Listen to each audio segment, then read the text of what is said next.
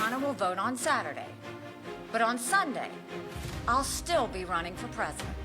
I'm not going anywhere. I told you we'd be announcing sanctions on Russia. We'll have a major package announced on Friday. I'm happy with the course I've taken. Disappointed at the state of Congress, though. Hello, I'm Robert Costa in Washington. Welcome to America Decides. Both former UN Ambassador Nikki Haley and former President Donald Trump are in South Carolina today, just 4 days out from the Republican primary. In a State of the Race speech, Haley vowed to stay in past South Carolina's primary coming up on Saturday, and her team is already planning a series of stops in states across the U.S. ahead of Super Tuesday in early March. But it's not just the Republicans on the campaign trail. President Biden holding a fundraiser in California today after reporting a cash haul of $42 million in January. He's also deployed one of his top campaign officials to Michigan, re-election campaign co-chair Mitch Landrieu, attempting to quell concerns from some Arab American voters about the president's handling of the Israel-Hamas war. CBS News senior White House and political correspondent Ed O'Keefe and CBS News political correspondent Caitlin Huey-Burns join us now. Caitlin, it's great to see you. Ed's here at the table. You're in South Carolina. We were just talking about President Biden's re-election campaign.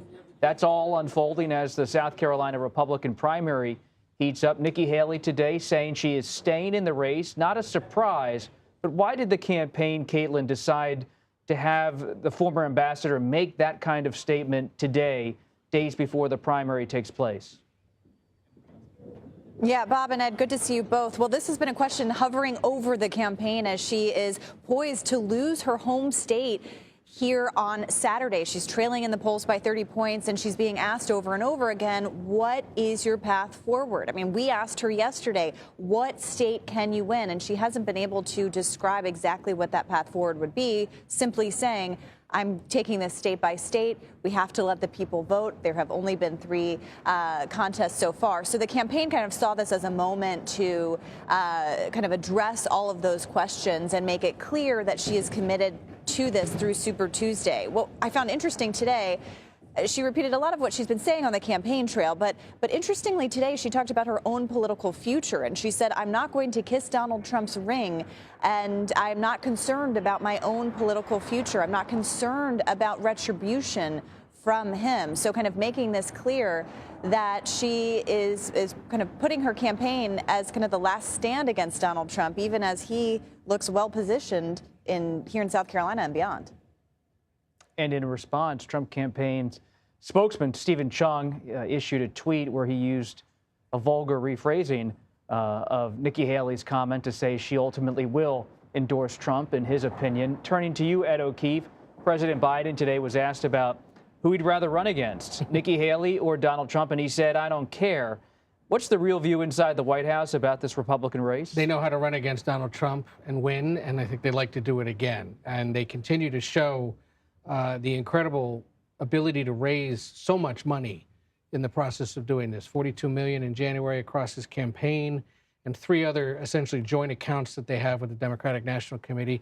He's going to raise another $10 million this week at 4 different events in California, I've just been told, a sign of the kind of money that's still out there and able to be given to these 4 accounts in a way that exceeds the normal federal limits that go to a traditional campaign. They're taking full advantage of it and having him raise as much of it as he can, even at a time when he's struggling in the polls to keep pace with the former president, or at least keep ahead of him. The fact that they're able to bank away that much money on the backs of what the former president's out there doing and saying, they believe is a sign that they're ready to go the distance, and that when former President Trump, is in courtrooms come the spring and the summer and struggling to pay for his legal issues plus his campaign, they will be in better shape operationally across the country and in the battleground states to churn out the voters they need, keep the president and vice president traveling and on the air. Caitlin, in South Carolina, former President Donald Trump is ahead in the polls, but he doesn't seem to be taking victory for granted in South Carolina. His campaign has a new ad out targeting Haley. Let's take a look. You got bad information. I fought the gas tax in South Carolina. Nikki Haley is proposing a hike on the state's gasoline tax. Nikki offered a 10-cent gas tax increase in South Carolina. Let's increase the gas tax by 10 cents over the next 3 years. So we just heard some of that campaign ad. I hope you heard it, Caitlin. I'm not sure if you did or not, but it was about Haley's position on the gasoline tax. How is she handling this latest attack from Trump? Yeah, this is something she's been kind of handling over the course of her campaign here, and she has called Donald Trump a liar for this. But what's interesting here, Bob, is exactly what you know, that they are not taking, the Trump campaign, not taking South Carolina for granted. He's here today, here in Greenville, where I am. And what's interesting is that they are, continuing to call for her to get out of the race because they also want to shore up this nomination and get on to the general election and be able to compete with the fundraising for those reasons that you just mentioned. We've talked to some Trump supporters today, too, that kind of noted that the longer Haley stays in, the more difficult it is for the party to financially rally around Donald Trump. So that's kind of one instance here. But, she's ignoring all of that and continuing on. She insists that they have enough money to stay through Super Tuesday, and that's usually kind of the sign of when campaigns fold. Yes, her path is extremely uphill, and the Trump campaign released a memo today saying that the math doesn't add up for Nikki Haley, and they're hoping that, or thinking that this nomination could be wrapped up by mid-March.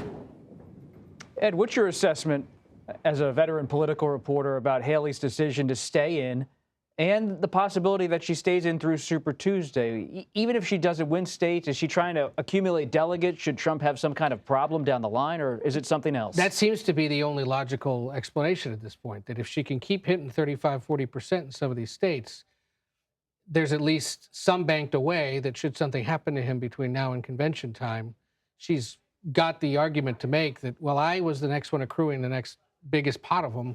Why not consider me? Beyond that, I don't know. But I heard her say, and Caitlin, correct me if I'm wrong, that I'm staying in this not just through Super Tuesday, but until every last vote has been cast in the Republican primary schedule. That would suggest going into April, May, early June even.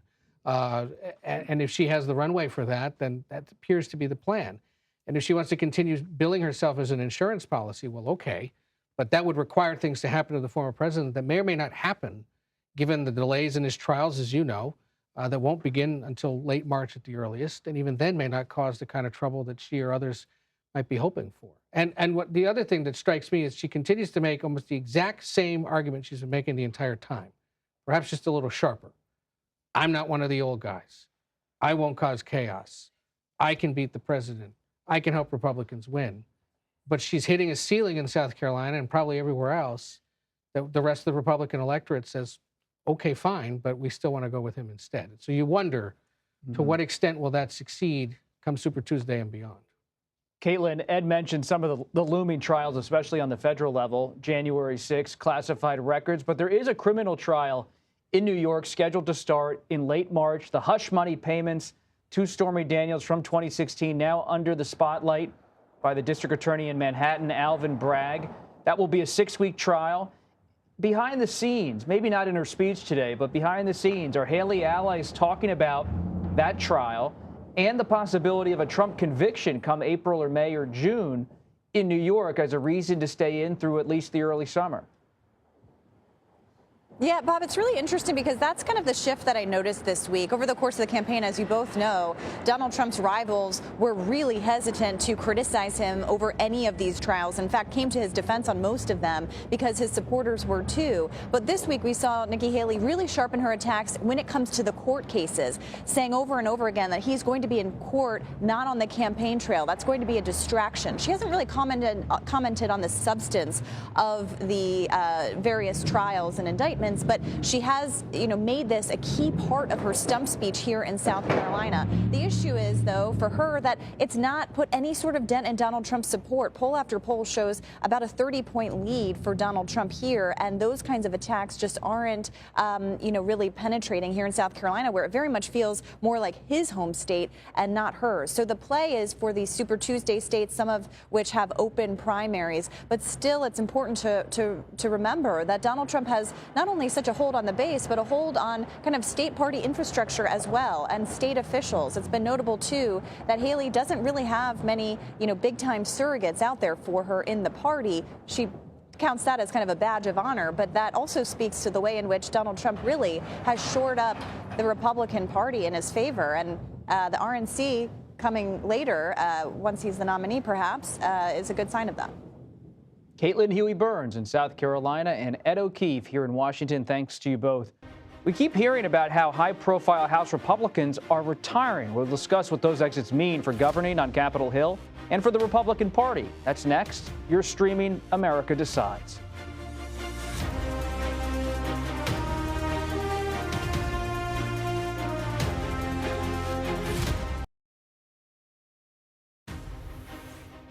Welcome back to America Decides. House Republicans are now facing a wave of retirements amid dysfunction and infighting on Capitol Hill. The chairs of many important committees now say they don't plan on running for re-election.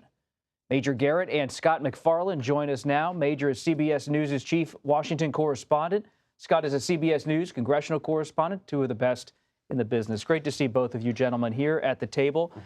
Major, I want to begin with a conversation you had with retiring Congressman Patrick McHenry. Let's listen. What we've engaged in progressively with social media and where we are now politically is that the loudest, stupidest person is viewed as the most conservative or the most progressive or liberal. It has nothing to do with policy, has everything to do with style, has everything to do with scoring political points or raising political cash. And so if that's the whole goal, then you can have loud, stupid people on the left and the right that define the whole party. Yes, loud and stupid people dominating politics in the House of Representatives. Patrick McHenry is an example of what you were just talking about in the lead-in. He is one of 5 sitting committee chairs who are not running for re-election. Now, in his case, he would have been term limited out of his chairmanship of the Financial Services Committee, but he is part of a brain drain of House Republicans, people who are on the policy side of the spectrum, who want to do things done, who know you have to compromise to get things done, who are visibly and audibly frustrated by this dynamic on the left and the right. But let's be honest, for the governing majority in the House, this is a Republican problem. People who showboat, who make noise, who say things that are disconnected from potential policy outcomes, but nevertheless achieve status, fundraising, and some manner of political power. And I think Patrick McHenry is not alone in thinking, I've seen enough of this. What about the new speaker, Scott? Is he someone who these members who are retiring feel like he hasn't changed the culture to protect them, protect their ability to be policymakers? Help us understand, going from McCarthy to the new Speaker Johnson, how it's changed or not changed Capitol Hill. That margin for error sure stayed the same. You can only lose 2 or 3 votes on anything, or the bill or the action is stalled. And I'm not sure anybody knows how to navigate that, be it Kevin McCarthy, Mike Johnson, or if there's a successor. And what struck me most over the past few weeks as these retirement announcements came is that it's not just the committee chair people. It's the committee chair people who had prosperous futures ahead of them in this system. The chair of the House Energy Committee had waited her whole career for that chairmanship. Kathy McMorris Rodgers, Washington State. She's retiring with time left ahead of that very powerful committee. But there's something else, perhaps more pernicious and telling about what's ahead. When you have only 2 or 3 seat margin for error, any 2 or 3 people can hold you hostage. They have veto power, and we became accustomed early, all of us did, to the Freedom Caucus members, the people I think Mr. McHenry would call noisemakers, using that power. But now it's everybody else, too. We have the New York moderates hold up a bill demanding a vote on a state and local tax issue. They're employing that veto power. And if the whole conference starts using it, I'm not sure what the speaker can do. And as Patrick McHenry talked to me about, and this is on the takeout, which everyone will see later on this week, I said, is the House Republican Conference better off without Kevin McCarthy as Speaker than it was when he was Speaker? He said, no, it's worse off. I said, give me an example. He said, we've lost, meaning House Republicans, 5 rule votes since Kevin McCarthy was ousted as Speaker. He said, Speaker McCarthy lost no rule votes. That's a parliamentary thing that is of great significance to the majority party in the House. Rule votes set the rules for what's on the floor. How does something get on the floor? Because the majority party decides. The majority party also decides what the rules are going to be. If the majority party cannot enforce the rules, the majority party cannot govern. And what Patrick McHenry said is it is now an ungoverning House Republican majority. Everything else is sidelined by that simple fact. So help us understand here, where does the real power lie in the U.S. House among Republicans. You've covered House Republicans going back to your book, The Enduring Majority, Newt Gingrich, 1994. You're on Capitol Hill almost every day, probably every day. No weekends off for you. But, okay, if it's not Speaker Johnson who's the center of power, is it former President Donald Trump who's driving House policy and House Republicans? Is it some television personality? Who is the real power player? Seems to be two big answers to that. First of all, it's decentralized, and if nobody's in power, that's how things stall out. That's how you lose rule votes. That's how you have no plan forward for funding Ukraine or keeping the government open come March 1st. But it's not lost on anybody that the policy preferences of Donald Trump are being employed by a sizable, if not definitive, number of House Republicans. They don't like Ukraine aid. Donald Trump says he doesn't like the border deal. Let's get rid of the border deal. Donald Trump doesn't seem to mind the idea of a shutdown. They're almost inviting shutdowns for a third time in 2 weeks. So it's pretty clear where a focus of power is. Just not sure anybody really has enough to exert. And what feels like the inevitability of a Trump nomination to lead the party encourages, if not incentivizes, every House Republican to calculate every vote on any matter, whether it's legislative or procedural, through the prism of will this or likely or not likely create a primary campaign against me. All of that flows through the Trump wing of the party.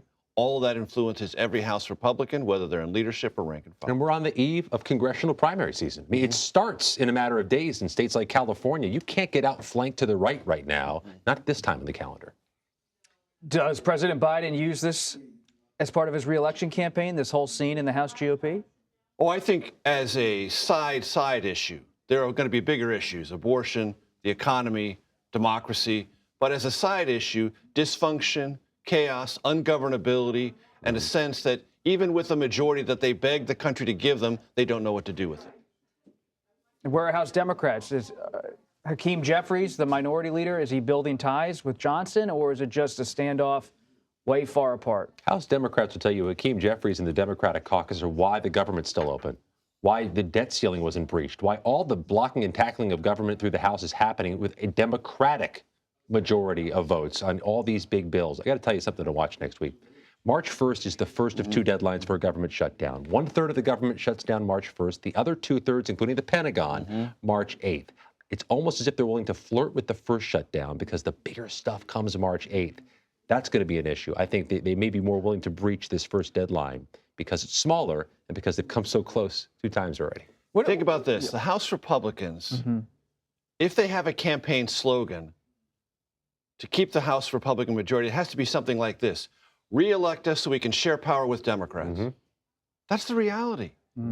That is how much they have, their own internal divisions have forced them to cave to an agenda that they don't actually prefer, because it's the only way to keep government functioning. Sounds like a parliament. What's the actual majority now for Republicans with all these retirements and exits and George Santos? It's fluid, isn't it? They got to fill another seat that was vacated by a Democrat near Buffalo. It should be a 3 votes to spare majority with George Santos' seat now flipped. But that's not a tenable majority. I mean, if you give 3 people veto power in any organization, be it the Youth Soccer League or Congress, they're going to employ it to get what they want. And I think Mike Johnson's up against it. The politics of the Youth Soccer League. We'll leave that for the next American Or condo boards. Stay away from it. And Scott McFarland, thank you. Meanwhile, a new Alabama Supreme Court ruling could affect the laws related to in vitro fertilization. We'll discuss that decision next. You're streaming America Decides.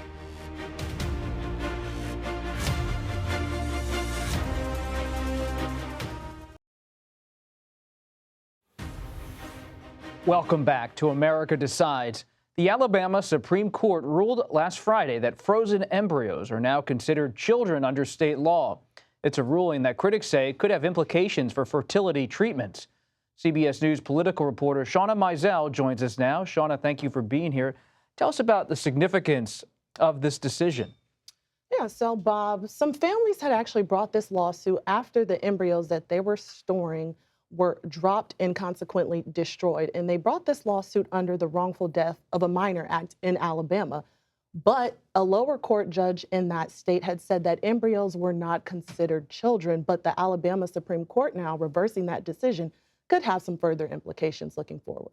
As you look ahead down the horizon, what could those implications be, whether it's political or legal?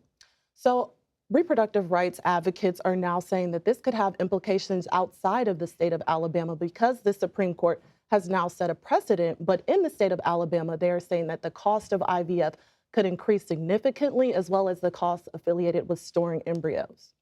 How should we understand IVF treatment and IVF law as it relates to abortion rights and other areas of reproductive rights? Where does it fit in the current legal and political conversation? Because this is a lot of information for people to process. You usually hear about reproductive rights. Where does this fit in that broader conversation? So when we're talking about reproductive rights, you're absolutely right. You don't hear a lot about IVF treatments, but it does all fall into that larger tent. And so advocates that are, really for enhancing protections as it relates to abortion will be talking about this as they begin and continue their talks when they talk about reproductive rights.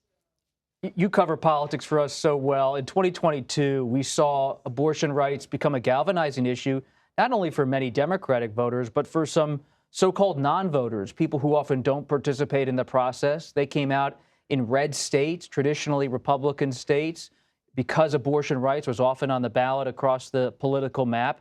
As we look ahead now to November and the 2024 election, where are you paying attention to in terms of abortion rights and the politics maybe changing the political nature of a state because of that issue?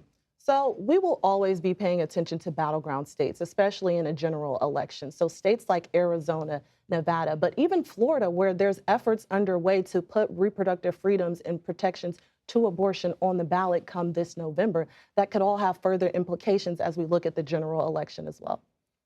There was an intriguing report from the New York Times last week about how behind the scenes, not publicly in a campaign document, former President Trump talking about maybe taking a position around 15 or 16 weeks on abortion. That's in comparison to some conservative Republican governors who have advocated for 6 weeks as the time frame for the ban in their respective states. Where do you see that discussion in Republican politics going? Is it going to a longer time frame or not? Well, Republicans are going to continuously now be asked about this time frame now that the Dobbs decision has come down. Before, it wasn't something that they really had to talk about. But I spoke to one Democratic source today who told me it really doesn't matter. Either way, Republicans are going to be pushing for restrictions, and that's something that they're going to aim to be highlighting as we look ahead to November. I spoke to one lawmaker who's running as a Democrat in Alabama for the House, and she told me that Alabama has now become ground zero for reproductive rights. Shauna Mizell, we really appreciate you stopping by. We thank you so much for your reporting. And that does it for us today. We'll be back with another edition of America Decides tomorrow at 5 p.m. Eastern. You're streaming CBS News.